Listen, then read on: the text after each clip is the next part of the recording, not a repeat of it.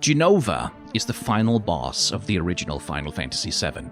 Yeah, sure, it's calling itself Safer Sephiroth at the time, but Sephiroth's face is little more than a front. When Sephiroth falls into the lifestream carrying Jenova with him, they are merged so completely that the distinction is meaningless. Sephiroth's grand master plan to ascend to godhood, after all, is literally just to do exactly what Jenova was doing anyway: wound the planet, consume the lifestream, and move on to a new host to eat. Sephiroth fancies himself a singular will, master of his own destiny, but all that his behavior really amounts to is the skittering of an ant infested with cordyceps and climbing to a tall branch to spread the fungus's spores. Jenova's design thus is appropriately bizarre. She's presented initially and by Shinra as a feminine humanoid creature, the mother figure that Sephiroth is so desperately searching for, but it is also a distorted and bizarre figure with eyes where they shouldn't be and organs and fleshy protrusions bubbling out where they should not sit.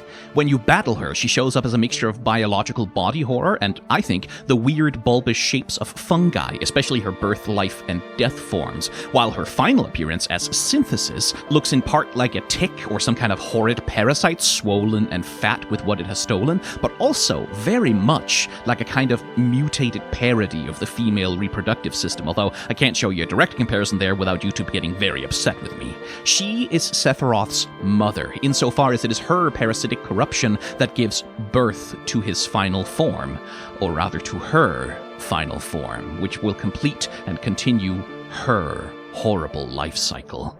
Sephiroth, the poor boy, was so desperate to be special, to be something celestial, that Jenova granted his wish by turning him into just another version of her. Sephiroth, of course, eventually became the main villain of Final Fantasy VII as a franchise, but in the original game, make no mistake that it is Jenova who is the power behind the throne.